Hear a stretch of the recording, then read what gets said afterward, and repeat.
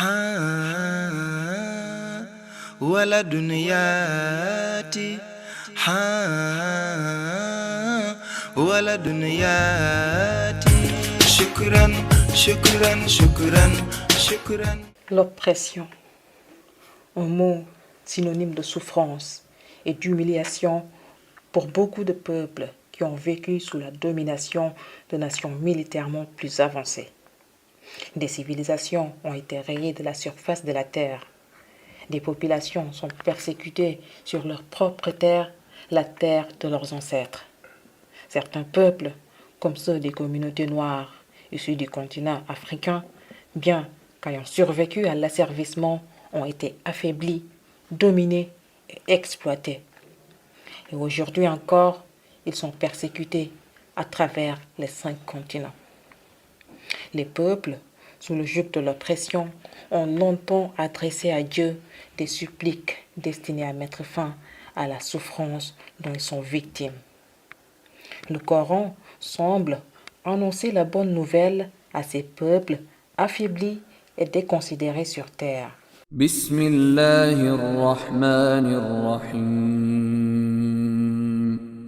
ونريد أن نمن على الذين استضعفوا في الأرض ونجعلهم أئمة ونجعلهم الوارثين. Mais nous voulions favoriser ceux qui avaient été faibles sur terre et en faire des dirigeants et en faire les héritiers. Ce verset que nous venons d'écouter est porteur d'espoir. Il annonce la fin d'un long calvaire. Il annonce la délivrance. Mais qui sont ceux que Dieu veut favoriser lorsqu'il parle de favoriser ceux qui avaient été affaiblis?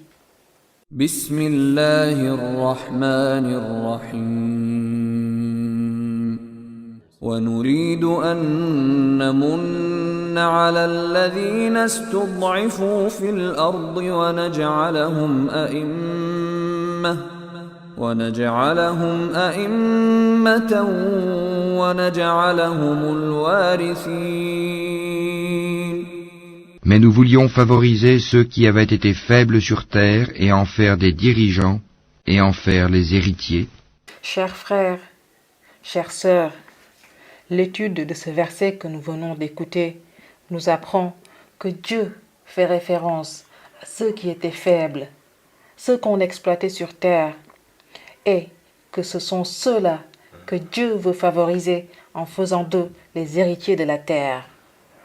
Nous allons dans un premier temps, en cette année 2020, interroger l'histoire des populations opprimées, exploitées, qui ont le plus subi des injustices à travers le monde, afin de désigner avec certitude le peuple dont Dieu fait référence à travers ce verset. Ensuite, nous allons voir comment Dieu va procéder afin de faire d'eux des dirigeants, les futurs héritiers de la terre. Quel est donc ce peuple qui a été le plus exploité sur terre, le peuple le plus faible, le plus dominé et opprimé sur terre? L'oppression peut prendre plusieurs formes, psychologiques, verbales et physiques. Ces 3 paramètres, plus celui du facteur temps, vont nous aider dans notre enquête. L'on pourra dire avec certitude à la fin de ce documentaire que le peuple qui a vécu la plus longue histoire d'oppression au monde est le peuple dont Dieu fait référence à travers le verset que nous avons écouté tantôt. Cette carte, publiée en 2017, nous montre les situations où les musulmans, toutes branches confondues, sont opprimés en tant que représentants de l'islam. Selon l'article publié par Camille Renard le 24 octobre 2017 sur franceculture.fr, en Birmanie, les Rohingyas forment, selon l'ONU, la minorité la plus persécutée au monde. Ils ne sont plus que 800 000 dans un pays de plus de 51 millions d'habitants à majorité bouddhiste, soit 89,3% de la population. Dès 1982, une loi leur retire la citoyenneté birmane. Après plus de 30 ans d'exaction, et une recrudescence régulière des violences, notamment en 2012, l'ONU compte fin août 2017 au moins 400 morts en une semaine lors de violences interethniques. Selon les estimations rapportées par le Haut Commissariat aux réfugiés de l'ONU, 123 000 réfugiés Rohingyas sont arrivés au Bangladesh depuis l'éruption des violences. Selon Wikipédia, c'est au cours des années 1930-1938 que de nombreuses représailles à l'encontre des Rohingyas ont commencé à être enregistrées. L'oppression envers les Rohingyas date donc de moins d'un siècle. En Chine, dans la région du Xinjiang, située au nord-ouest de la Chine, vivent 9 millions d'Ouïghours, une ethnie musulmane sunnite minoritaire en Chine, mais majoritaire dans la province du Xinjiang, située au nord-ouest du pays. Turcophone, le peuple ouïghour est aussi présent au Kazakhstan, en Ouzbékistan, au Kirghizistan et en Turquie. Dans les années 2010, des centaines de milliers de musulmans pratiquants ouïghours et kazakhs passent par des camps de rééducation chinois. En août 2018, un comité d'experts des Nations Unies estime qu'1 million d'Ouïghours seraient détenus dans des camps d'internement et que 2 millions d'entre eux le seraient dans des camps politiques d'endoctrinement. L'idéologie communiste est inculquée aux détenus qui subissent des tortures et sont forcés à manger du porc et à boire de l'alcool. Tout comme les Rohingyas, la persécution des Ouïghours date aussi de moins d'un siècle. L'histoire de la Palestine est au cœur de l'histoire du droit international. Le conflit israélo-palestinien est né de la création de l'État d'Israël en 1948 dans un territoire déjà occupé par le peuple palestinien.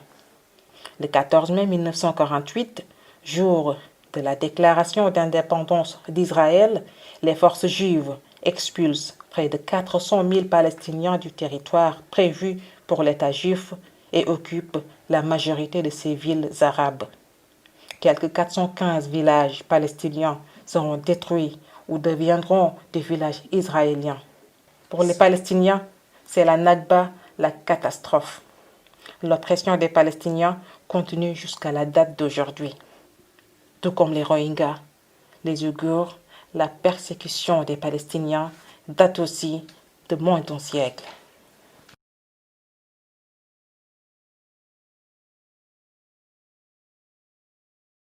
Des cellules comme celle vous faisant face, réservées aux hommes, faisant chacune 2,60 m sur 2,60 m, on en mettait 15 à 20. Ils étaient assis le dos contre le mur, des chaînes les maintenant au cou et au bras. Au milieu de la chaîne où vous aviez une grosse boule que l'esclave était obligé de porter entre les 2 mains de jambes. Rendez-vous compte, pendant 3 siècles et demi et sans répit, traqués, chassés, arrachés à leur sol natal comme les racines des temps, sous la torture et l'humiliation.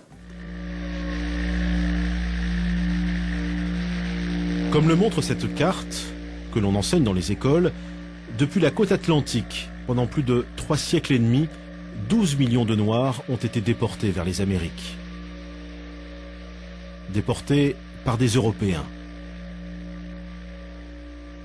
Une traite inhumaine, dans des conditions barbares, fondées sur un racisme absolu, où les Noirs étaient considérés comme des sous-hommes. On parle beaucoup des camps de concentration juifs que nous respectons en tant qu'Africains. Les camps de concentration juifs n'auront pas duré plus de 12 ans. La traite des Noirs aura duré 3 siècles, de 1536 à 1848. Heureusement, aboli par la France, on parle presque jamais de cette traite des Noirs. Eh bien, en tant que conservateur de ce lieu, madame, monsieur, j'en parlerai toute ma vie. Vous avez entendu? Plus de 3 siècles d'esclavage. Aucun peuple n'a autant souffert de l'oppression que les peuples noirs d'Afrique. Welcome. I come here today to talk about how I feel, and I feel like that we are treated differently than other people, and I don't like how we're treated, and just because of our color doesn't mean anything to me. I believe that You're doing great. You're doing a great job. Don't stop. Do not stop. We are black people and we shouldn't have to feel like this. We shouldn't have to protest because y'all are treating us wrong. We do this because we need to and have rights. It's a shame that our fathers and mothers are killed and we can't even see them anymore. That's right. It's a shame that we have to go to the graveyard and bury them. And we have tears, and we shouldn't have tears. We need our fathers and mothers to be by our side.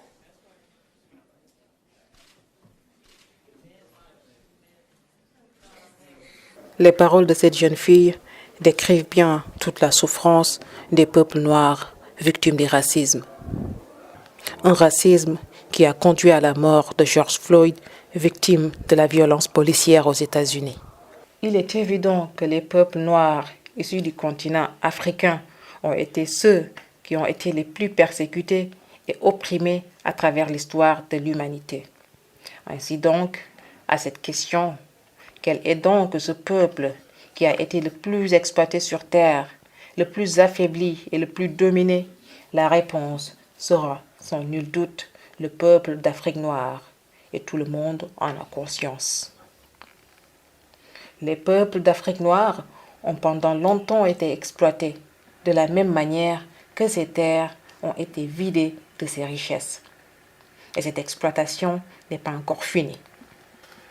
Certains exégètes du Coran avaient cru, à l'étude de ce verset, que l'imam al-Mahdi viendrait de la Palestine parce qu'ils sont témoins de la souffrance infligée au peuple palestinien. Une souffrance, cependant, qui date de moins d'1 siècle, comparée à la souffrance des populations noires d'Afrique qui dure depuis plusieurs siècles. Si l'on tient donc en compte le facteur temps, l'on peut dire avec exactitude que ce sont les peuples noirs dont Dieu fait référence à travers ce verset.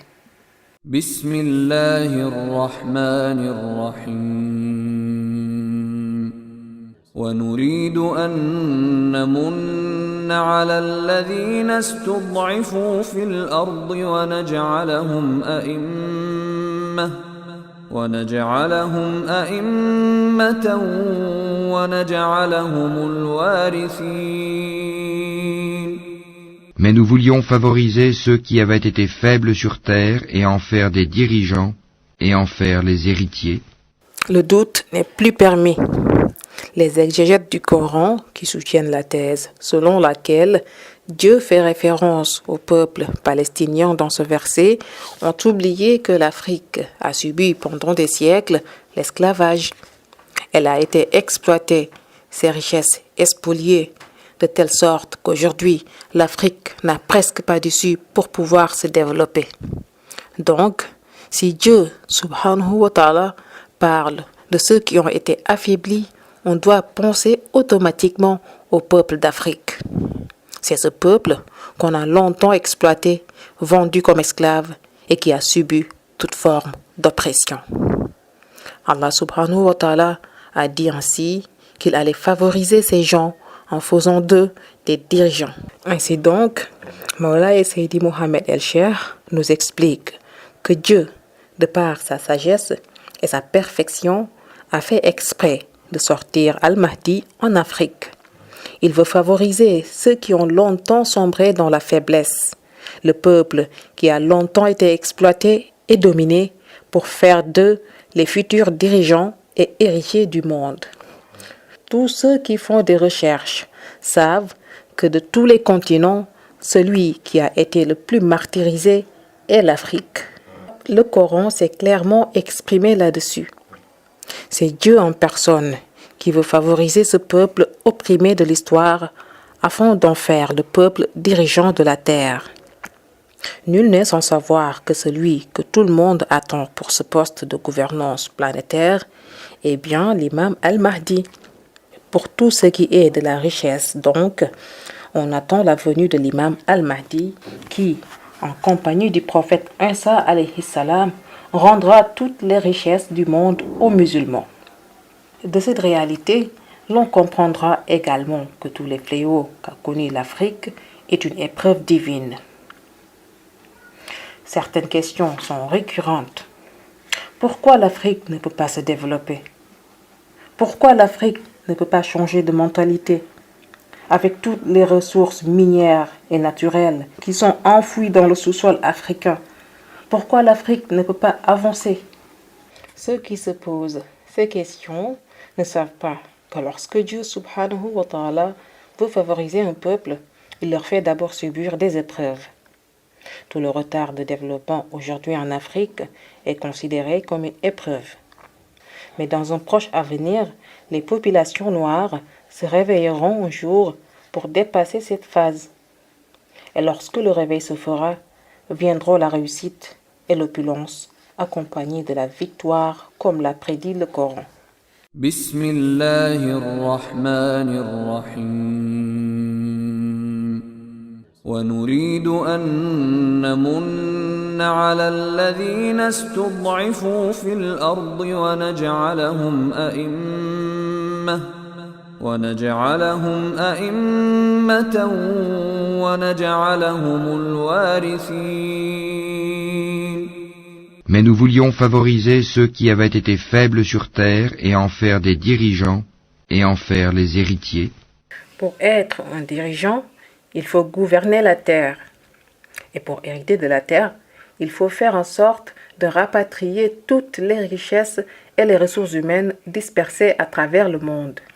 Ensuite, faire de telle sorte que nul n'ait besoin de s'expatrier pour chercher une vie meilleure dans quelque continent que ce soit, mais plutôt de faire en sorte que tous les fils africains puissent avoir tout ce dont ils ont besoin sur leur territoire. C'est cela dont Dieu faisait référence. Le jour où le peuple d'Afrique sera favorisé, ce sera le jour où apparaîtra publiquement l'imam al-Mahdi et que tout le monde le reconnaîtra comme étant un Africain noir. Mais, me direz-vous, comment un homme noir, de surcroît africain, peut-il être le Mahdi tant attendu et en même temps descendant du prophète de race arabe? Lorsqu'on parle d'un descendant du prophète, beaucoup de gens s'attendent à voir un homme blanc, en oubliant qu'être un descendant du prophète ne dépend pas de la couleur de la peau. Le prophète sallallahu alayhi wa sallam a défini l'identité de l'imam par Qurayshite pour traduire son appartenance à sa famille, désignant ainsi sa tribu, les Quraysh. La confirmation est apportée par d'autres hadiths où il est présenté en tant qu'Ahl Bayt, ou plus explicitement à travers celui-ci, je cite, « Le Mahdi est de ma descendance ». Fin de citation. Les savants sont donc unanimes là-dessus. De façon synonymique, la shérifia est le terme couramment utilisé au Maghreb pour désigner les Ahl Bayt, désignant la noblesse due à l'appartenance à la famille du prophète sallallahu alayhi wa sallam. On dit littéralement qu'un tel est shérif, pour dire qu'il est un descendant du prophète sallallahu alayhi wa sallam. La notion d'appartenance à la famille du prophète est une réalité essentielle qui nécessite donc d'être élucidée, surtout pour le cas de l'imam al-Mahdi. À ce propos, Sayyidina Ali ibn Abi Talib avait précisé que l'imam al-Mahdi ne sera pas un arabe, mais plutôt un homme noir. Une parole rapportée dans Abu Daoud, mais dont la version originale a été ainsi présentée, je cite, « Il ne ressemblera pas au prophète sallallahu alayhi wa sallam de par son apparence ». Fin de citation. Selon Abi Ishaq, Sayyidina Ali radiyallahu ta'ala anhu, en regardant son fils Hassan, a dit, je cite, « Mon fils, que voici, est un Sayyid, comme le prophète sallallahu alayhi wa sallam l'avait appelé. De sa descendance sortira un homme qui portera le nom de votre prophète, Mohammed. Il lui ressemblera moralement, mais ne lui ressemblera pas par l'apparence. Puis, il raconta le récit. Il remplira la terre d'équité. Avant tout, il faut se rappeler que Sayyidina Ali ibn Abi Talib avait une particularité parmi les khalifes du prophète sallallahu alayhi wa sallam. En plus d'être un cousin germain du prophète sallallahu alayhi wa sallam, il avait été distingué de par sa séance dont une grande partie mystique était héritée du prophète sallallahu alayhi wa sallam. Le prophète sallallahu alayhi wa sallam l'illustra même bien à travers son célèbre hadith. Je cite: « Je suis la citadelle de la science et Ali est la porte d'accès. » Fin de citation. L'imam Ali radiallahu ta'ala anhu avait précisé donc que l'imam al-Mahdi sera un homme noir et descendant de Hassan. La question devient donc: comment une personne peut appartenir à la famille arabe du prophète et avoir une peau noire? C'est là qu'intervient l'explication mystique révélée par Maulaya Seydi Mohamed El-Cheikh. La réalité du shérif sur le domaine de la lumière ou Nouraniyu. En effet, la filiation chérifienne spirituelle fait d'une personne sainte membre de la famille du prophète sallallahu alayhi wa sallam, sans que pour autant que sa filiation sanguine shahada ne laisse apparaître une jonction avec le prophète. Les awliya ont 3 vies: une existence céleste en tant que lumière, Nouraniyu, une étape spirituelle en tant qu'âme, Ruhaniyu, avant leur venue sur terre pour naître dans n'importe quel peuple ou couleur de peau, Insaniyu. Cette dernière étape est d'une importance moindre comparée aux 2 premières. Ainsi, le prophète sallallahu alayhi wa sallam a engendré par sa lumière le Khatmiya Maulaya Cheikh Ahmad Tijani Sharif radiyallahu ta'ala anhu, d'infinis milliards d'années avant la création de ce monde. Si Maulaya Cheikh Ahmad Tijani Sharif radiyallahu ta'ala anhu avait vu le jour en Afrique noire ou chez un Indien rouge d'Amérique, cela ne l'empêcherait pas d'être l'unique fils spirituel du prophète sallallahu alayhi wa sallam et le shérif le plus authentique de tous les descendants du prophète sallallahu alayhi wa sallam, qu'ils soient des descendants de sang ou des saints ayant hérité de la lumière du prophète sallallahu alayhi wa sallam.